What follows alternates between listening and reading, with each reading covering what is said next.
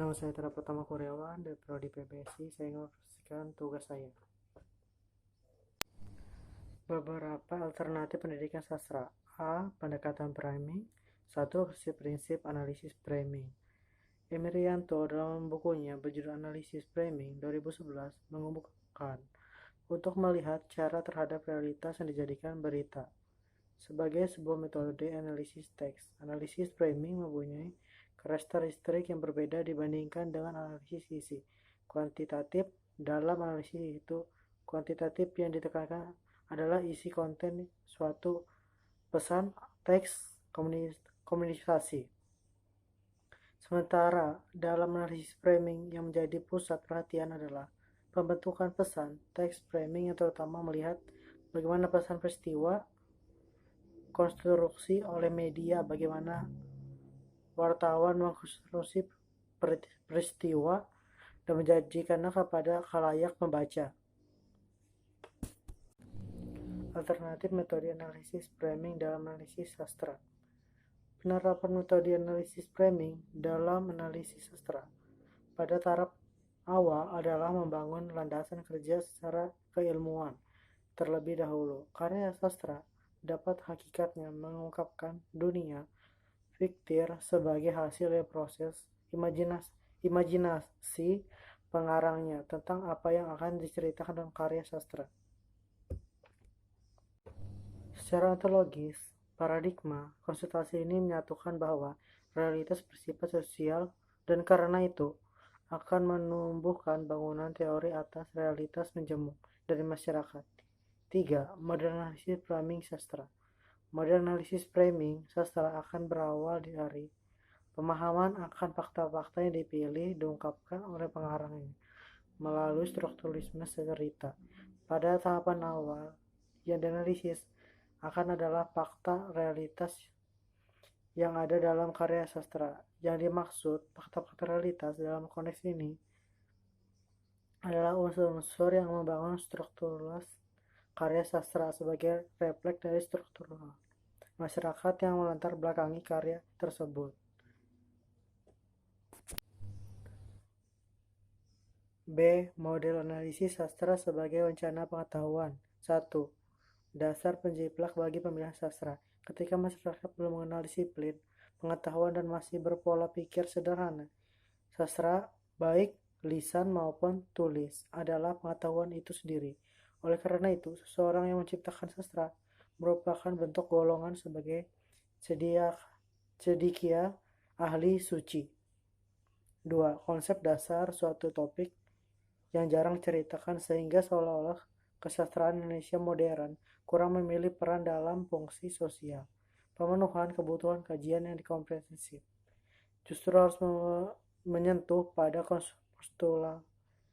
persoalan karakteristik dan kompensasi.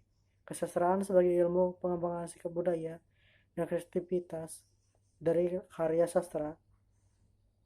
Sastrawan, sikap budaya dan kreativitas bersastra sepanjang sejarahnya selalu mencerminkan reaksi terhadap yang ada. Justru kajian semacam itu harus memastikan perhatian pada aspek intrinsik ke arah ekstrinsik. Alternatif metode analisis framing dalam analisis sastra. Meskipun metode framing dipakai dalam lapangan ilmu komunikasi, tapi dalam konteks pengembangan studi sastra, metode analisis framing ini dapat digunakan dalam analisis karya sastra. Bagaimana penerapannya?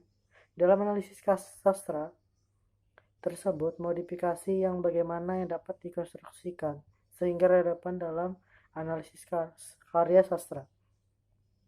Pertanyaan-pertanyaan itulah yang akan menuntun penganalisis untuk merumuskan sebuah langkah kerja dalam analisis sastra dengan menggunakan metode ini. 3. Analisis framing sastra. Model analisis framing sastra dapat diringkas bagaimana uraian berikut. Model analisis framing sastra akan berawal dari pengalaman akan fakta-fakta yang dipilih cerita. Dalam hal ini, fakta-fakta tersebut adalah unsur-unsur struktur cerita beserta bahasa yang membentuk jaringan dalam sistem struktur. Sebagai strategi, wawancara fakta-fakta inilah yang menjadi perangkat atau elemen bagi munculnya skema-skema framing yang dipakai pengarang dalam mengstrukturalisasi realitas. B. Model analisis sastra sebagai wacana pengetahuan. 1. Dasar berpijak bagi penelitian sastra. Mengapa sastra mengada dalam kehidupan ini? Mengapa sastra dalam kehidupan ini? Persoalan mengada eksistensi sastra tersebut dapat dijelaskan dari dua cara pandang, yaitu pertama, sastra pada karena selalu ada yang menciptakan dalam membutuhkan pada seseorang makna sastra, pengetahuan tentang karya sastra itu yang pada akhirnya sama seperti jenius, sehingga terjadi pengumpulan karena terhadap sastra ada kasihan yang dan dorongan untuk itu pada tingkat sebelum akan bercabang-cabang bentuk pengumuman dan bergairah bersastra itu. Seseorang bisa memilih dalam hidupnya sebagai penulis sastra, akademi sastra, bahkan pedagang buku sastra. Konsep dasar skriptivitas sastra ada Indonesia modern dapat dipetakan melalui reaksi karya sastra dalam menyertakan semangat zaman yang melantar belakangi, merumuskan sebuah peta perkembangan sastra. Dalam kaitannya dengan sikap budaya dan realitas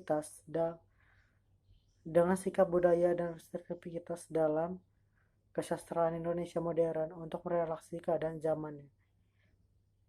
2. Metode analisis, meskipun secara implisit telah terkandung dalam penjelasan di atas, tetapi agar menempatkan kejelasan berikut, ini akan dikemukakan metode yang bagaimana yang dipakai dalam penelitian ini. Metode analisis yang terdiri atas dua macam, yaitu isi, lantar isi. Komunikasi. Isi letter adalah isi yang mengandung sebagai akibat komunikasi yang terdiri. Isi letter adalah sebagaimana yang dimaksudkan oleh penulis, sedangkan isi komunikasi adalah sebagaimana terwujud dalam hubungan dengan konsumen. 3. Penelitian ini dalam konteks teori yang ada.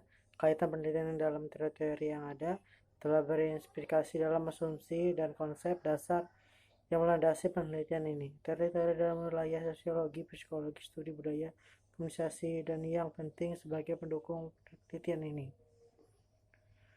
Persoalan teori, apakah wilayah disiplin ilmu tersebut dapat digunakan dalam penelitian? Jawaban tersebut dapat digunakan dalam asumsi konsep penelitian dasar penelitian ini. C. Model analisis wawancara kritis. Dalam rangka pengembangan penelitian sastra berikut ini, penulis kemungkinan suatu alternatif pendekatan yang dipikirkan dapat dipakai menganalisis karya sastra, meskipun analisis wawancara kritis relatif lama masuk Indonesia, tetapi cenderung dipakai dalam analisis media. Bagian seru paradigma analisis wawancara kritis.